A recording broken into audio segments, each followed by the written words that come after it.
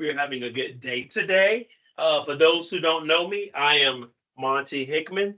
I am the Associate Director for Enrollment Management for the Community College System.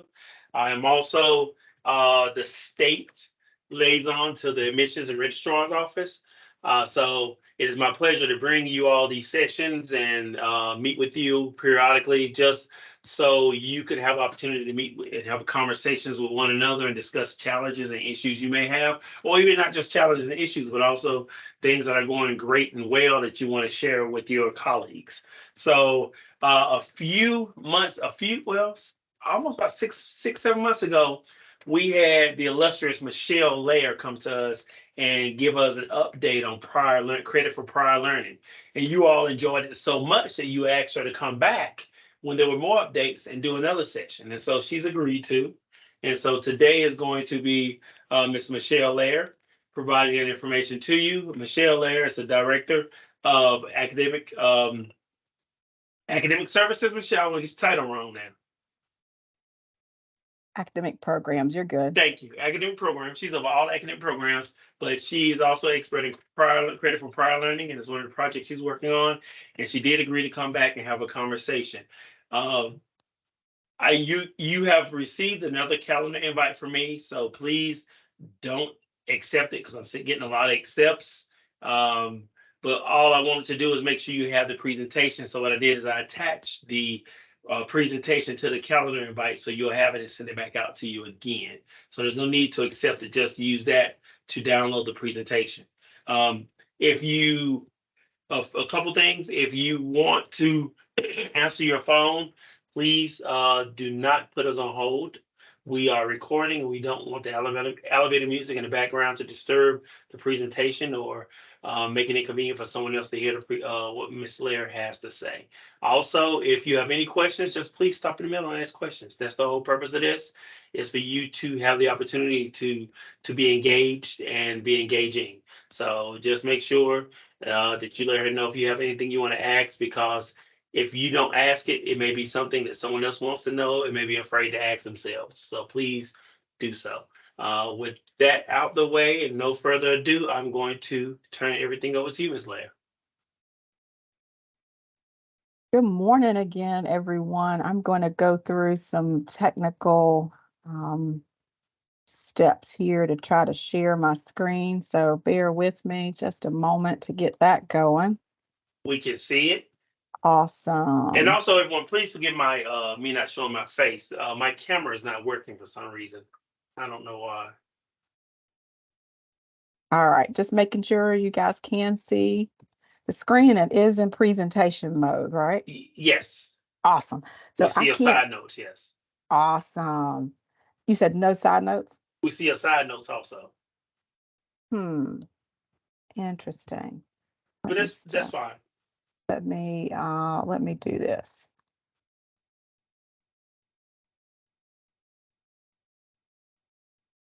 Just let me switch screens and see if that gives you guys a little bit of a better view. All right.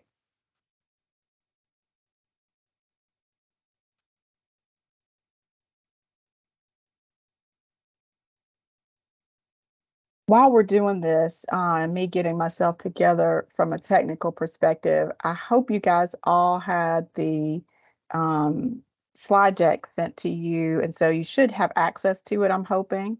Yes, and if I sent in the calendar invite.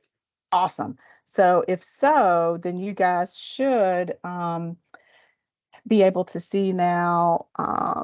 Actually, are you still seeing the side notes? No, we just see your screen, the slides on the side. Okay, for whatever reason. So if you hit from beginning, then it should be. Yeah, I hit from beginning and it's still not doing things too well. Okay. How about that? Perfect. Got it. All right, we're gonna get there. Either way, you guys should have the slide deck, and if you take a look at slide 2, which I'm going to pull up here, so hopefully you'll get that and just to see that in just a second. But on slide 2, you'll see, if you could just do some introductions in the chat, That'll help me to just have an idea of who is here because I can't see all of you, obviously, and sharing my screen. But if you could just share your name, the college you're with, and I call it these three words. Yes, I had Stevie Wonder on the brain when I was pulling together this slide deck. Maybe even had it playing in the background, but these three words came to mind. And so if you want to share and feel so inclined to share how you're feeling at this midpoint of the fall term, can you believe it's October? We are staring down 2024 very, very quickly, and in short order, we will be there. And you guys are all at the midpoint of your term now, sort of on the downhill to the end. So for me, if I have to give you three words, my three words would be need a vacation. I don't know about y'all, but I could definitely use one.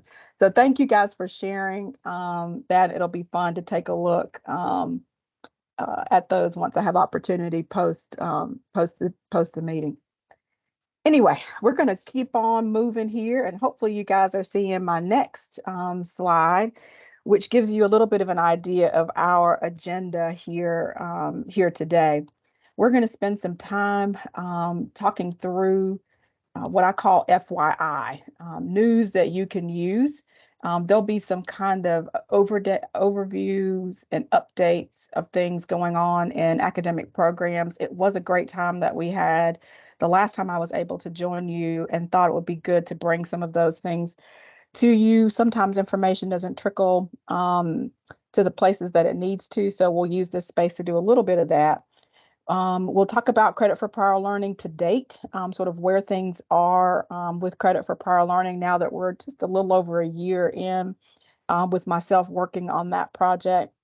We'll talk a little bit about developmental ed and updates in that regard. Many of you or some of you may be involved in some of those conversations in other places, but did want to provide you the most up-to-date information that we have regarding DevEd and the timeline for that.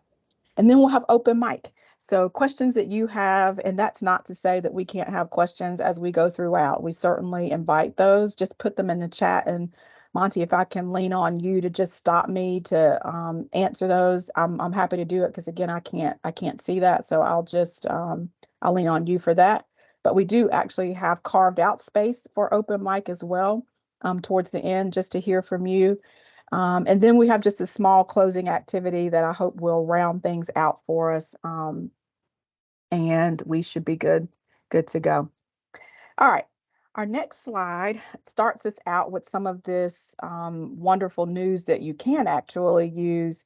And again, I'm not going to read so much of all this to you on the slides, but we'll hit some highlights of each of the bulleted points as we go throughout.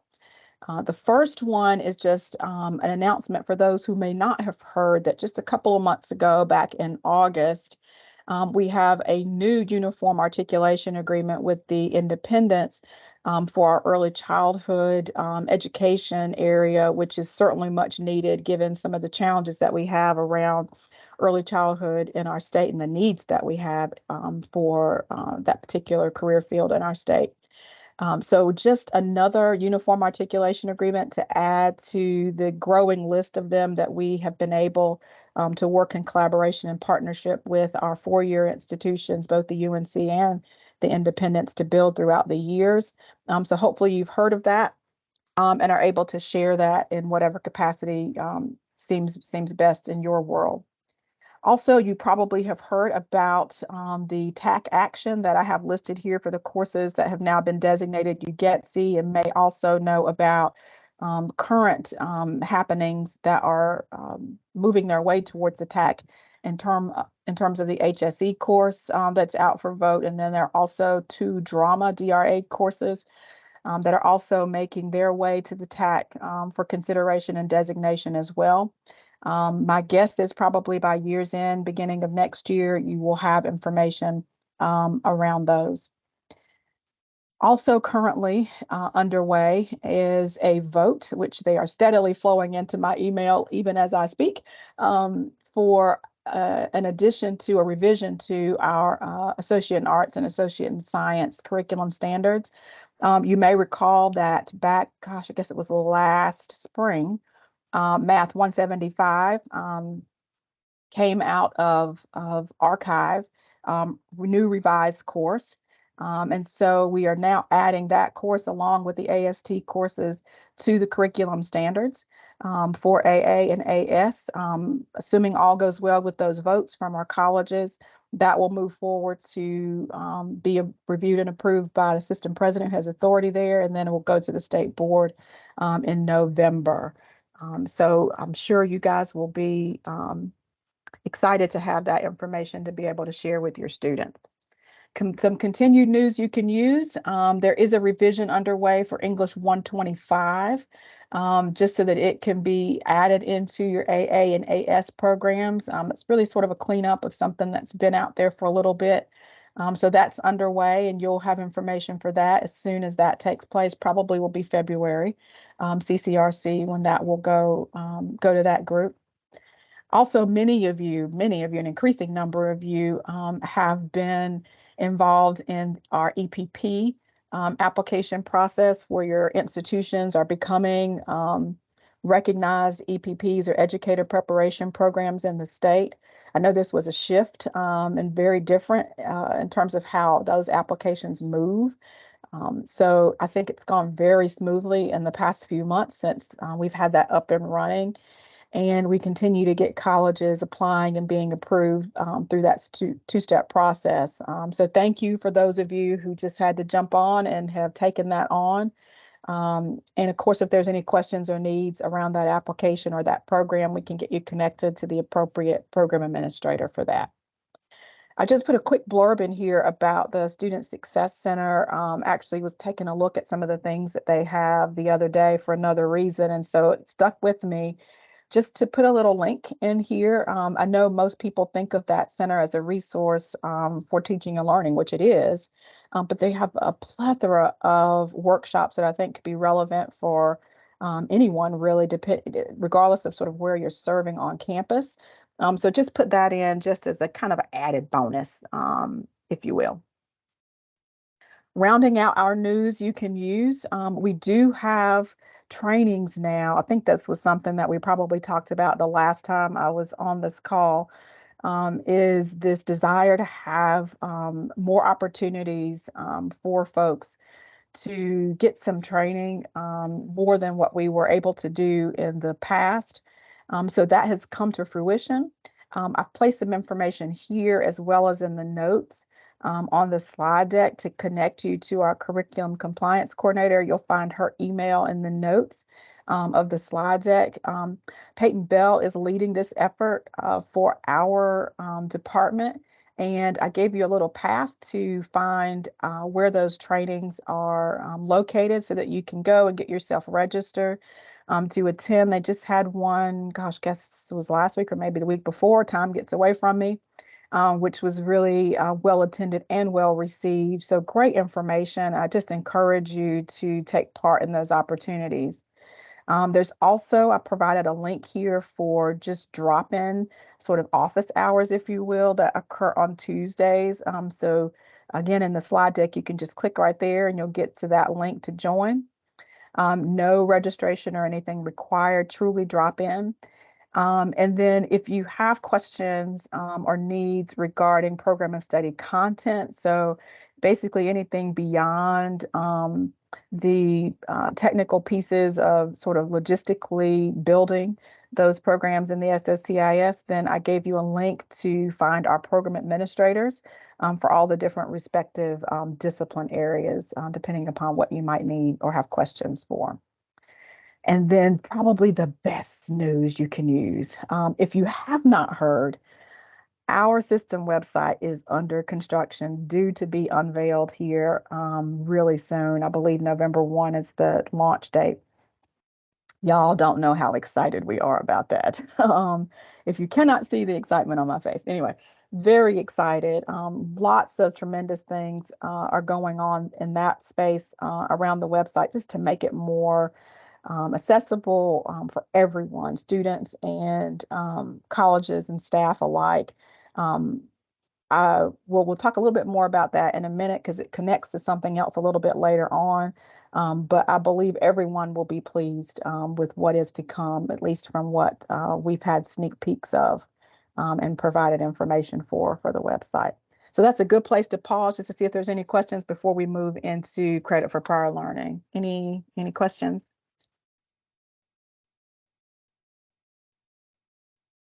That was a lot fast, but we're going to keep rolling. Everybody good?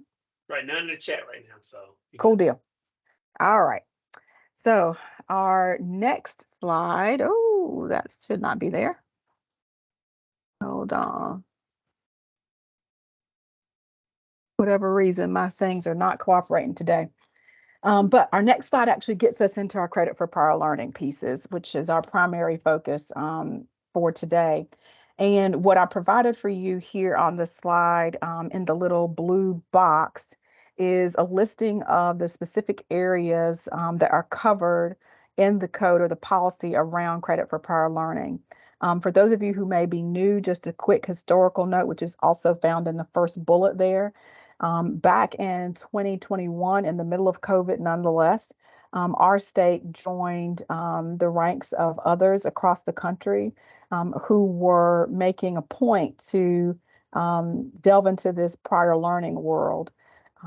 It's necessary, I think, for our students. As you know, we have an increasing number of adult students who are coming to us from multiple different directions and for multiple different paths. For which they are bringing with them in tow prior learning. And so it sort of made sense for us to think about ways to have a statewide policy around credit for prior learning. Locally, your institutions have policies and have probably had them in place for many, many years, but we did not have sort of a state or system-wide approach to trying to standardize as much as we possibly could prior learning, so that our students had a seamless opportunity anyway for seamless application of, evaluation of, and application of that prior learning to help them along their career and their educational journey. So we did that, established that back in 2021, developed procedures, and I have a parenthetical there that I'll come back to in just a moment. And then also work collaboratively with colleges to develop a user guide to really, what I would like to think, revolutionize how we actually code and place that credit, if you will, in the student record. So lots of work went on throughout 2021, really even into a little bit of 2022. To get all of that into place, which is where we are now.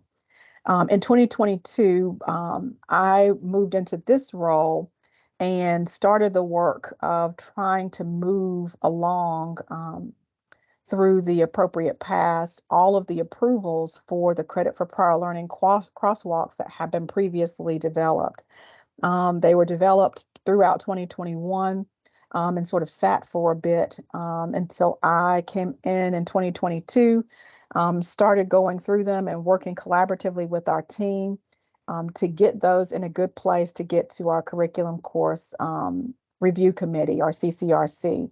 That body, which is comprised of chief academic officers and presidents across the state, is charged with the review and approval of our credit for prior learning crosswalks. So several of them had been developed in several different discipline areas. So we went about getting those prepared and presented to our CCRC, which we started back in May of 2022. You may recall or may not know that the CCRC typically meets 3 times a year. In the past 2 years, actually, they've met 4. And had a summer meeting added to their typical meeting schedule. So think about that, 3 times a year to get whatever we need to get done around courses and credit for prior learning before this body to be reviewed and approved. The CCRC does have charge of the combined course library, the CCL, so anything regarding courses, new courses, revisions to courses. In addition to this credit for prior learning, this committee has the jurisdiction over. So we started that, and it's taken us a year. So I am proud to say this past May of 2023, we got all of our crosswalks for industry recognized credentials to curriculum credit through the CCRC. So hand clap there. And all of them are available for you in our not so friendly way, which I'll get to that in a minute, but our not so friendly way of communicating it to you via numbered memo.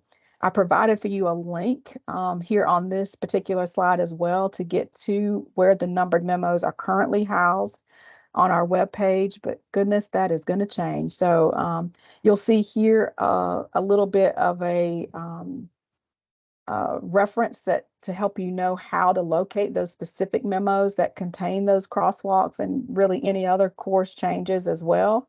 The Curriculum Course Review Committee course approvals is the subject that you want to look for as you go throughout those number memos. So anyway, we finished those industry recognized crosswalks. You'll recall that we also finished the high school to community college articulation. Redid that back in May of 2023 as well. Our standardized testing crosswalk is actually going before the CCRC next week. So we worked collaboratively with folks here in the state and with agencies such as College Board, ACT, Cambridge. All of them I had to work with to pull together our standardized testing crosswalk that went out to vote to our colleges earlier in this fall semester. Those votes go out to our CAOs. Votes are in, crosswalk is ready, and will be seen by and presented to the CCRC next week for their approval, and then we'll be ready to send that out to you guys via our number memo as well. So you'll have that in hand. So lots of work there. And I'm going to pause for a question to ponder in just a second, but any quick questions there before I talk about what our next things are for CPL?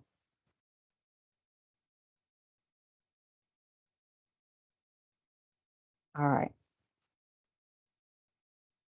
All right, cool deal. So our next slide is actually, I'm sorry. I'm sorry, I've got a quick question. I was trying to get my mic unmuted. Yep, go for it. Go for it. Let me back up a slide. This is Crystal Ryerson, and I'm from Rowan Cabarrus.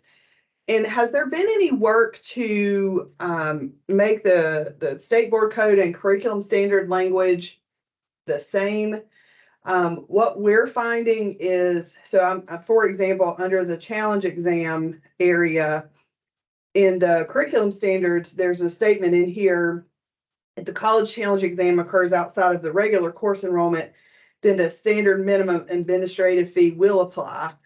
But on the flip side, under state board code, it says that it may apply. So I'm not quite sure. It's really hard for us to, are we supposed to charge a fee or are we not supposed to charge a fee? And do we get that decision, or is that, so there's just a lot of confusion there with some of the two documents not fully saying the same thing. So good question. And it might be on another slide that I have this, but I'll share with you in terms of the question about the code and lining up the code. Vicky, can I call you back? I'm sorry. I'm in the Zoom meeting. I'll call you back. Okay. Okay. Bye. Okay. In terms of the code and lining up, in this case, it's a standard. Also, that you could say the same for the procedures in a couple of different places as well, in particular for credit for prior learning. So the short answer to your question is yes. And again, it may be on another slide, so if I'm getting ahead of that, that's totally fine. One of the things that we noticed pretty quickly, almost a year ago, in starting this work with CPL, is there is a need to revisit that code. It's unclear in some spaces. It doesn't align very well with the procedures, to your point in this instance here around the challenge exams. So the short answer is yes. And I'll tell you now, and we'll talk about it more in the upcoming slide. One of the things that I would like to do, and that I was going to propose to this group, is to see who from this group would be willing to participate in what I'm calling an advisory council for credit for prior learning.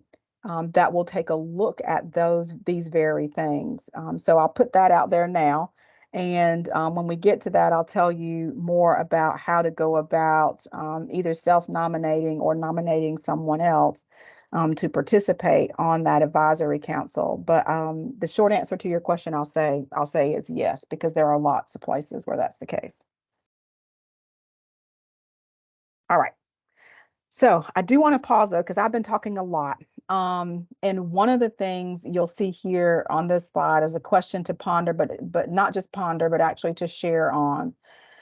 Because one of the challenges that I think that we have around credit for prior learning, well, we have a few, but one of them is how are we even letting students know about this? Because it takes a lot of work, you guys know, to develop policy, to write the code, get it out, for public comment, get it cleaned up and in a great place, develop procedures, and then try to, get that out to folks and help them to actually operationalize it on their campuses. Like that's a lot, and a lot has gone into it. I think it's a tremendous opportunity for students, and in particular, students who are coming to us from,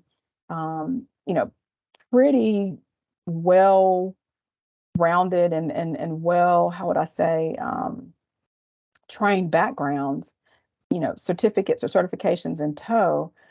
It's a great opportunity. But one of the challenges that we've been seeing, myself in particular, I will say, is it's difficult to get that messaging to the students.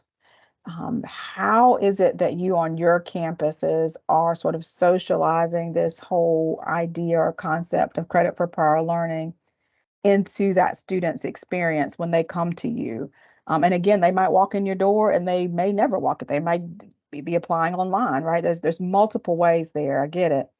But how are we integrating it into the student experience so that students are aware of the opportunities? At what stage is it introduced and how is it introduced? So I'm interested to hear what the outworking of the credit for prior learning looks like for you guys. And again, just keeping in mind, like we've got lots of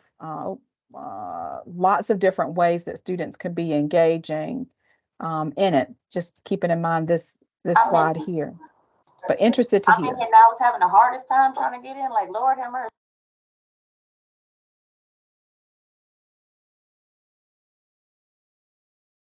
Anybody sharing it at the admission stage, at the application stage? Is it at the advising stage? Okay. Michelle, Is this is Michelle Dupuy from Coastal. Mhm. It depends. There's so many different credit for prior learning. So our military students, because they have to work with our VA office, in many instances, they get a lot of that when they work with the VA office, because there's some implications about choosing to use their military credit and VA benefits if they need to take certain classes. So we have them discuss that with their VA office or with our VA office. With some of our fire students who are getting potentially PST credit, they work with the advisor over the fire program to determine if they have credits, if they need credits, that kind of thing to help get them completed through their program.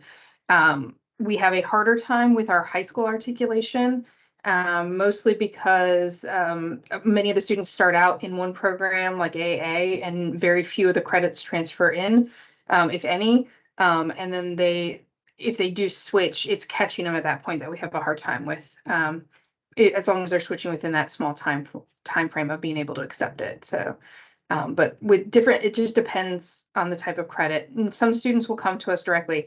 AP, IB, all of that, the student is told at the beginning, if you have any of these placed or a standardized test, go ahead and send us the scores when we do the admissions process. So.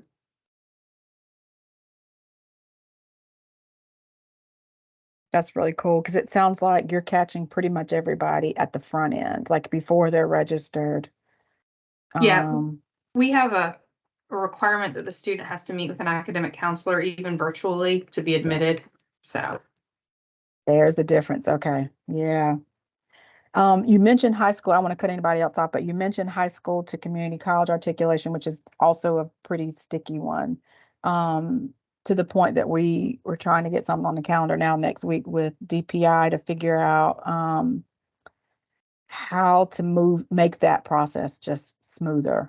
Because I feel like a lot of students miss out on credits just because it's kind of clunky right now. I agree. I think a lot of it is difficult with the student, not only the exam requirements, but also the grade requirement. And so it's requiring additional information. Student isn't certain what they're supposed to do or how they're supposed to go about it. Again, because of our military population, a lot of our industrial tech students tend to come from the military going, but we do have an industrial tech grant that allows for recent high school graduates to go through our industrial tech program. At that point, while they're doing that, application is where we could potentially look at their high school transcripts and make that determination. But again, in-person acceptance process for things for many of our programs makes that a little bit easier. Yeah. That's a helpful step that you guys have in place. Michelle, this is Ann at Fayetteville Tech. I just had a question. I noticed I was looking at the question you had about the socialization or socializing credit for prior learning. One of the hiccups I see with the surge, the CCRG process, I don't think they ever got that thing to work, because you go out here, you run this huge report, and it doesn't give you any students back because they have and I spoke with that liaison here in Cumberland County. Why is that not mandatory that they participate? Because if they don't do it's almost like, I hope I get somebody, and then we get here, and then if an auditor comes in and say, well, why they don't have this credit or have that credit, well, we can't get to where we need to get to. Yeah, CCRG is a whole animal, so I'm not gonna go into it's a whole animal. Lots of thoughts there, but we'll keep them. But yeah, I agree. That one that is a challenge. You've actually made me think of something else.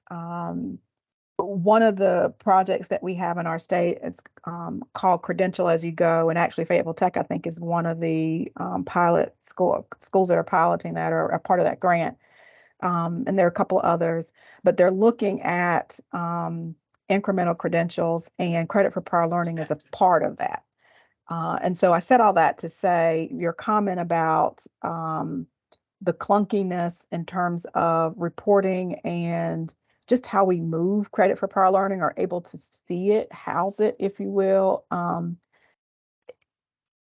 of our challenges is having systems across agencies that can talk to and connect with each other. Like like, for example, talking about high school to community college articulation of that credit, things are over here in our K-12 partners student information system.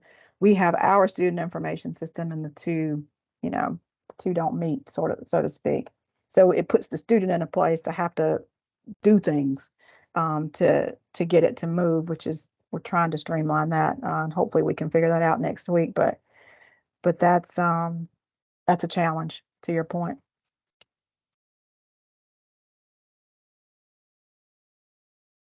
Others I don't want to cut off, but I do want to be cognizant of the time as well.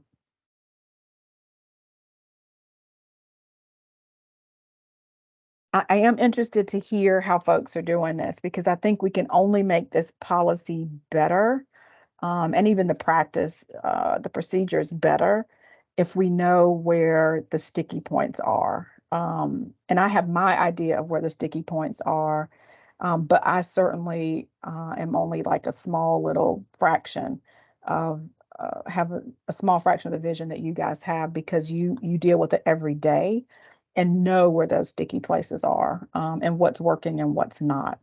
So I invite hearing that feedback, and I like to come to these calls and promise Monty, I need to do this more often, because this is how we know and can actually try to do something to make things better.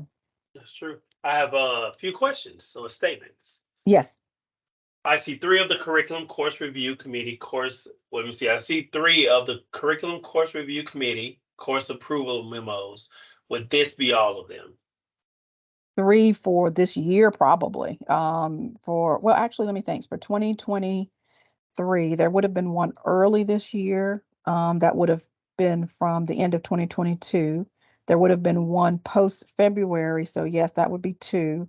There would have been one post-May. So that would be 3. Yes, that sounds right. That sounds right. Okay. Yep. He said, thank you. What is the status of the workflows and coding for CE to CU articulation? Great question. Let me go back to that slide. I have some thoughts there, and I'll share this with you.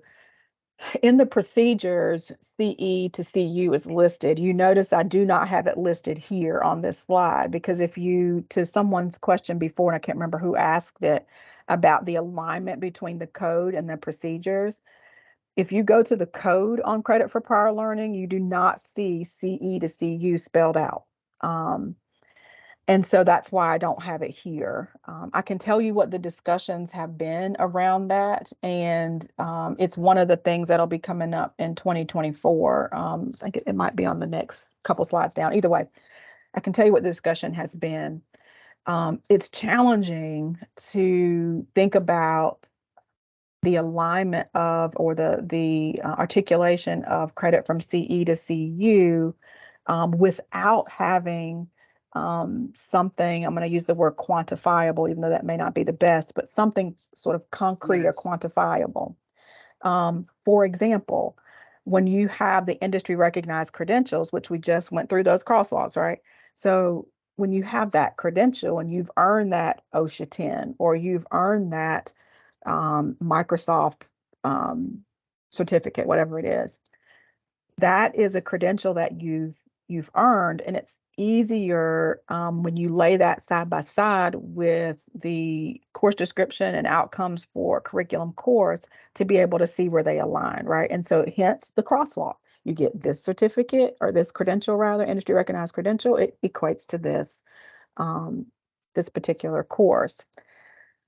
Without having that, it's challenging to figure out what that looks like from CE to CU. So the discussion has been, how do we try to do that, right? How is it that you can, I'm going to use the word quantify again, CE course, whatever that is, to find its counterpart without having some credential for it to sort of rest upon.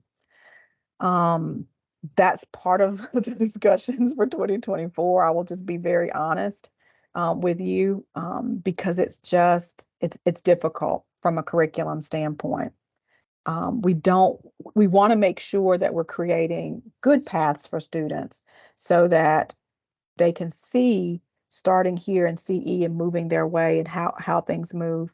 And then even beyond us, right? Even beyond the 2-year on into the 4-year, and to the extent that we can build out the pathways, and to that degree, we certainly want to do. So that has implications over here, right? Because if we're thinking about something that's going to go on to a 4-year and we're having that discussion on this end, you got to think about where that started. And if we are articulating in, what does that mean on this other end for the articulation sort of forward or out, if you will, to the 4-year.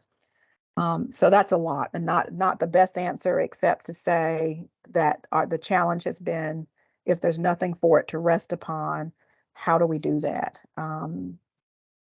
That's going to make sense and be a good thing for students, and set them up and put them on a good path through us and on to whatever it is they want to do post.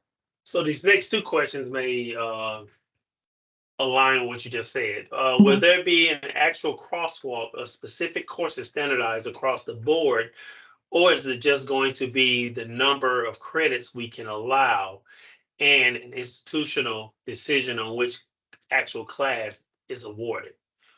Do you mean from CE to CU? Kelly, which one are you talking about from CE to CU?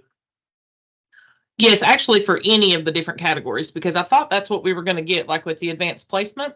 But whenever I downloaded the new chart, it looks like they just tell you the number of like what the minimum score has to be, but then it's an institutional decision about which class you can award. So I Oh, thought the for- whole purpose of this was to standardize the actual courses across the state of who would be of like if they get, one class at CVCC, that they would also get that same class at Central Piedmont if they transferred there.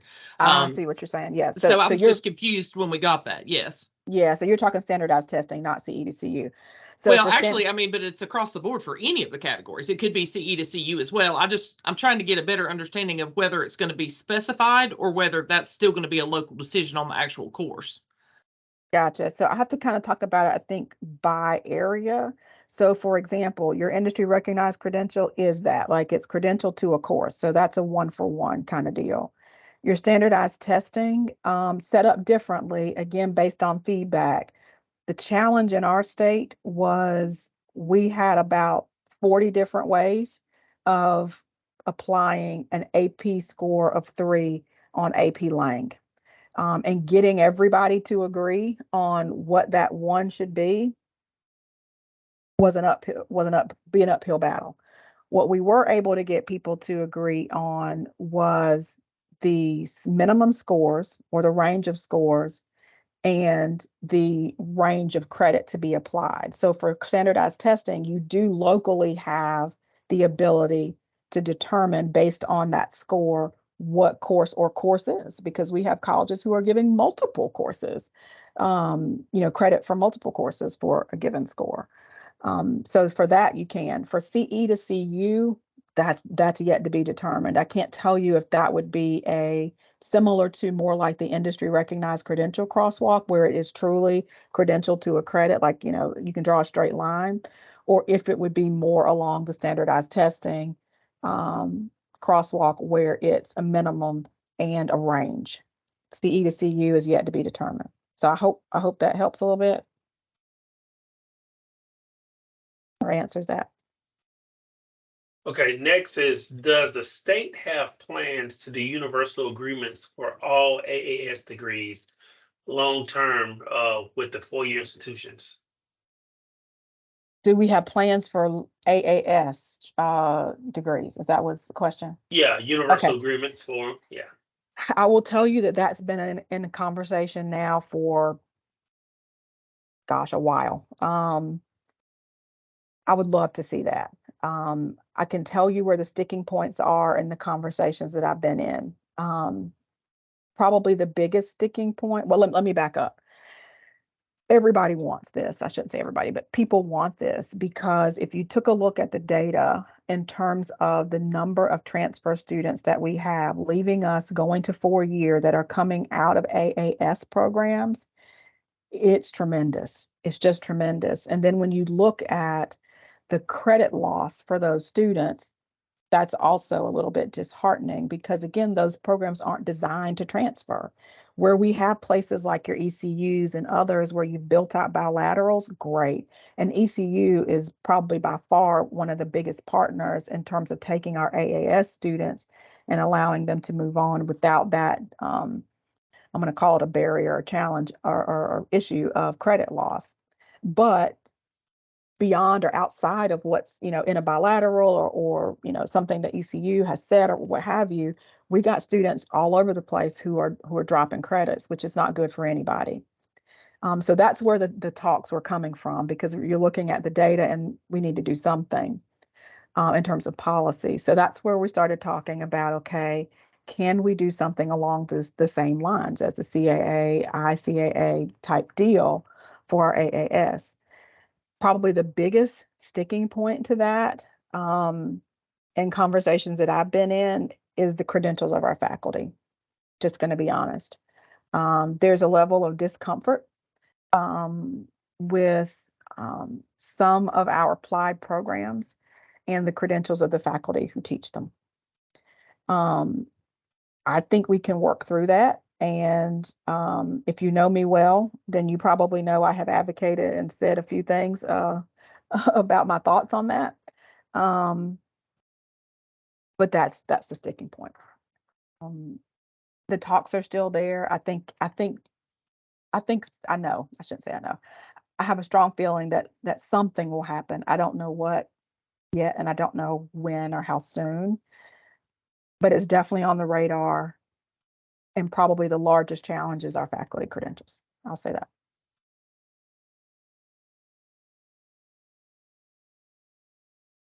Was that all of them, Monty? That's all of the questions, a couple statements, but that's all the questions. Okay. Mhm. All right. Next, so credit for prior learning to date. So where do we go from here? Basically, and we kind of touched on some of these a little bit earlier, but just to sort of drive them home. So the first is crosswalk maintenance. Now, once we get the standardized testing crosswalk through CCRC in October, then it'll be maintenance phase. There are some sporadic courses here or there. That we have to revisit and sort of keep the crosswalks up to date, if you will. There's one crosswalk that's come into mind where we've got to convene some faculty panels to take a look at the alignment to actually crosswalk some courses to add to some of the crosswalks that have been approved, but we're basically moving to a maintenance phase. So there'll be regular times where our team is taking a look at them, working with faculty across the state, receiving feedback. We can drop in here and certainly have plans to drop in here to hear feedback to help us to maintain and even help to identify places where there may need to be crosswalk development. And again, remember, that is not an easy, we got 58 that we have to try to work across to get on the same page and in agreement with something, but to the degree that we can, we certainly will do. So mentioned this a little bit with the website development. One of the ideas that came, or feedback and ideas that came from this group the last time we met, was having something front facing. Right now, everything we have for credit for prior learning either lives in code or it lives in a very in disrepair section of the procedures manual. And so one of the ideas out of this group was, can we not put that into something more student friendly, front facing on the web page where folks can go and say, oh, I have this. What does that mean I have at the community college? Or what could I possibly have at the community college with this? So that's awesome. We have plans for that for our webpage as a part of our webpage redo. So more to come there, but just know that that was probably one of the best pieces of feedback I think I've gotten in a long time, and I think totally makes sense. So yes, that's moving. Third thing there is about our military credit. So this is one of the things for 2024. We have a need, we need to revisit that CPL for our military for lots of different reasons. And so what I would like to know is, well, let me back up. There were colleges that were involved in the first iteration of this, gosh, years ago now, even preceding me. And what I would like to know is the likelihood that those colleges would like to re-engage. I actually spoke with some folks from Fayetteville Tech who were interested and expressed that. So I do know that that's the case for them. But if you are a college for whom military credit is a significant portion of what you do in terms of credit for prior learning, we would love to have your involvement in this work group to revisit our military credit CPL. So if you could, or would you be willing to just put your information in the chat and I can get that from Monty later, that would be tremendous so that we can convene this group. We have a contracted person who is working with me behind the scenes, actually is helping with the code redo, the procedures redo, like just a lot behind the scenes with credit for prior learning. And we are looking to and planning to convene this group early in 2024.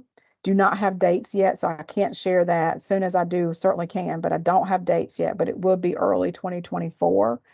Reaching out to my UNC counterpart for them to also be a part of that conversation. So please just put your information in the chat so that we can loop around and circle you in, or loop you in rather, whenever that time comes in 2024. Next, I kind of already mentioned this a little bit before about the CPL Advisory Council. I have a couple of folks who have volunteered already to be a part of this group and wanted to share that here with this community to say if this is a passion area for you, you have thoughts, you have ideas that you think could help us as a state as we're working through CPL or Credit for Prior Learning, then please also, if you could just put your information in the chat and just attribute CPL to it, that'll let me know. Same thing for military. If you can just put military in your name and then CPL in your name, that would be great. Or you can also email me if you do not want to place that information in the chat and would like to do so anonymously. Just send me an email to let me know your interest in either of the two. And then I will make sure to keep you as a part of my list of folks for when we get ready to convene. The CPL Advisory Council it will be in 2024 as well. We're going to prioritize the military piece first. And so the CPL Advisory would be coming after that. So if you could just, again, give me your information, I can get you looped in. I put a link in here to the procedures manual, which I'm sure you probably all are familiar with. Are working on some updates there as a team. Our whole team took that on. So just a heads up that that will be under construction or is under construction. And then quickly, as our time is coming upon us, we've got some developmental ed updates. And you can read all these in the slide deck. I'll hit just a couple of highlights just to say that the work is still ongoing. As you probably know, the timeline kind of slowed a little bit. It was pretty much on a fast track for a while, but has slowed down, which is a great thing to allow for some additional feedback from folks, particular our faculty who were not on campus during the summer, which is when a lot of the work around developmental ed was going on. So you can see here all the different things that have happened and will be happening here in fall of 2023. Then as we look to spring of 2024, that's when things will start to speed up a little bit. The plan is that the new courses, whatever they may be, will be going to the CCRC in February. They will meet in late February, and unless we have to do something different in terms of that meeting. But right now, that's the plan. And then we would be going to the state board in March or April, again, depending upon when the CCRC acts, for any tier funding that may need to be associated with any prefixes. Should they be new prefixes? We're not even clear whether they're going to be new right now. That's still under discussion, but so you have that. And then summer, there would be an opportunity for any early adopters who would like to take on those new courses. That would be the first opportunity they would have, with everyone else going in for fall of 2020, fall of 2025 for full implementation. So that's a lot fast, but I will tell you, if you are, depending upon what your local processes are in terms of your programs of study, you may just want to keep in mind this timeline if we get new courses and when those would be, in place and what that looks like against your local processes for programs of study, because it would impact those. And open mic. We got there finally, open mic. So other questions, other things or topics? Oops. And as you're pondering that for the open mic, I'll put this up. This is our closing activity, because this is something I think that will help me have an idea about things that might be helpful to know for any future times that we have together. Just that one more thing. You know how your mom used to always say, one more thing, right? One more thing. If you could just add that in the chat, we can capture that. Or you can email me again personally if you would rather ask it or offer it that way. That's more than fine too. We can do it that way. All right, Monty, I'm gonna lean on you if there's anything.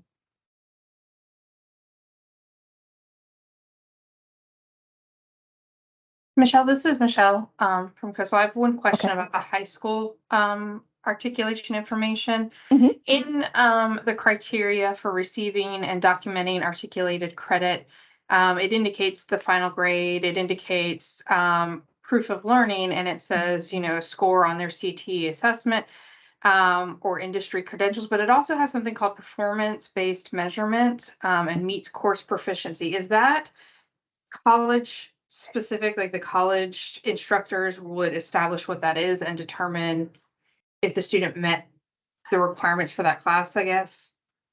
It's a good question. So I have to see the specific place, but I'll tell you that DPI switched and has been for a little while from a place of having pretty much all of their CTE courses having an assessment, a standardized assessment at the end of that, and that assessment being used to moving to various and sundry um, uh, proofs of learning, one of which could be that standardized test, one of which could be an industry credential, and another of which could be some sort of performance-based measure, portfolio, or what have you.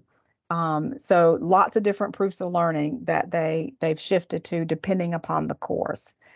If you have someone that is presenting with some other measure that's not the standardized course or the industry recognized credential, which those are easy, right? I mean, the standardized test, not course.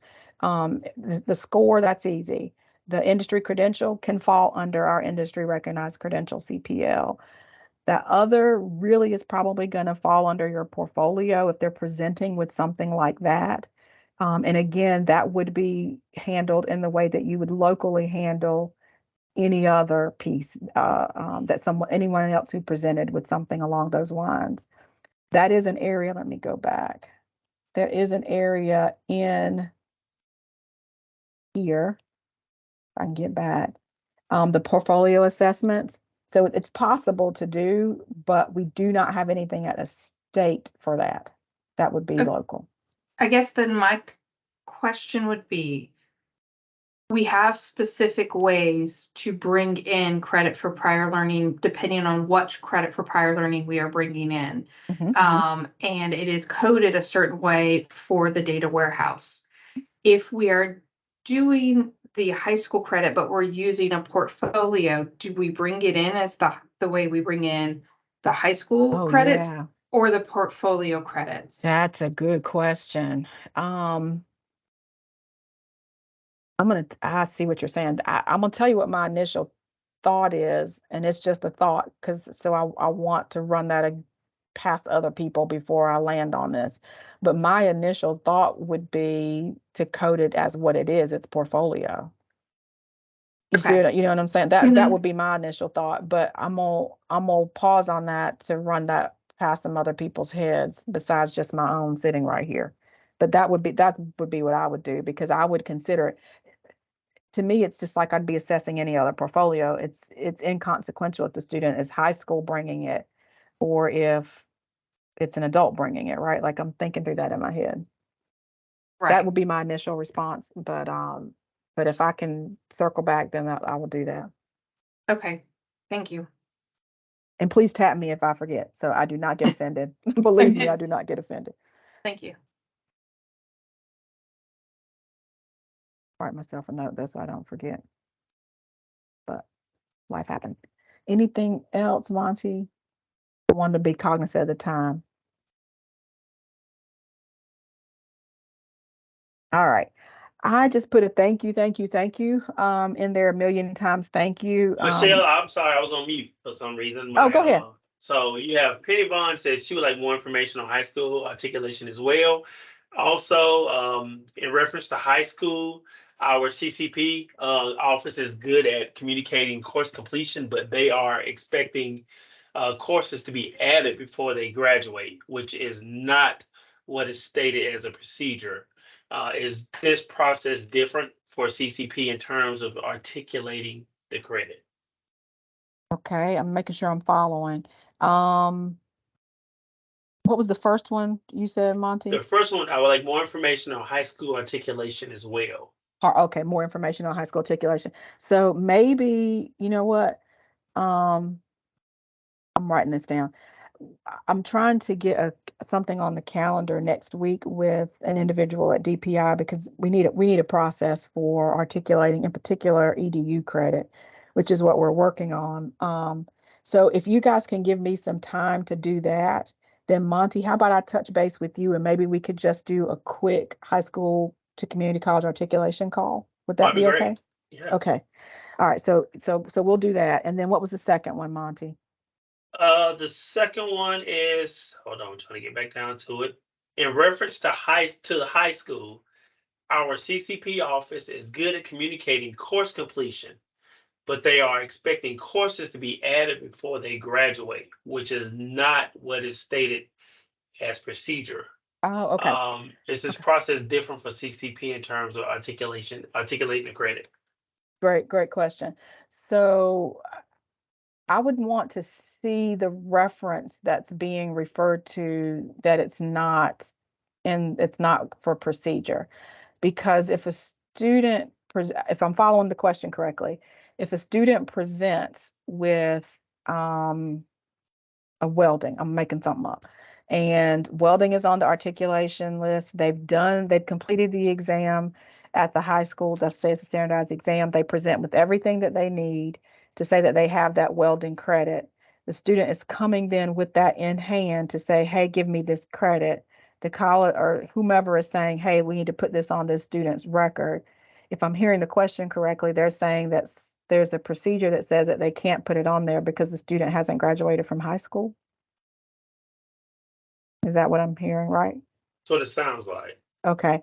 And I would want to see what that is, because I'm not sitting here recalling that, and I'm not going to rely on my memory solely because Lord knows it's quite full. But I would like to see that before to answer that, because in my head, my response would be, why would we keep the student from getting that credit, especially if it helps the student to complete a credential, a certificate, diploma, degree? Because otherwise we're saying they can't be awarded, that they need that one class to finish that certificate or that diploma, whatever it is.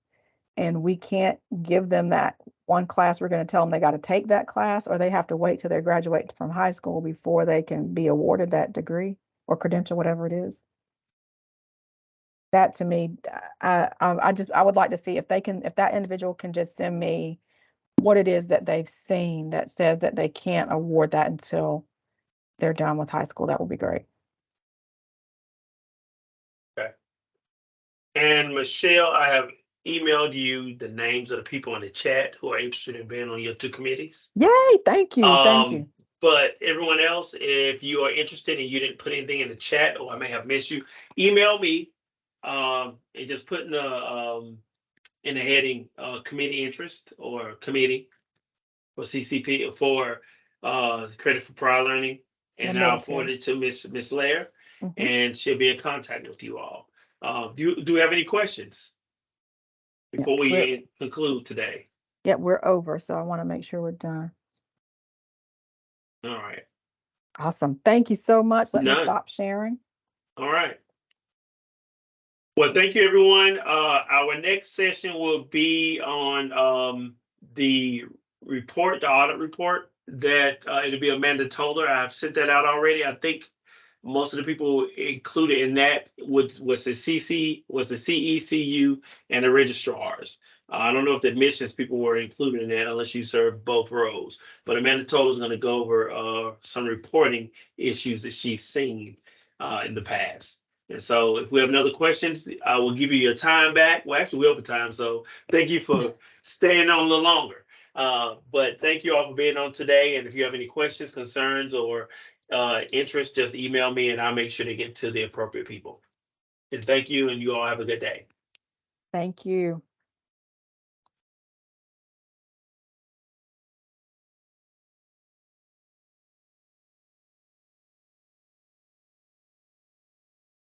In an email?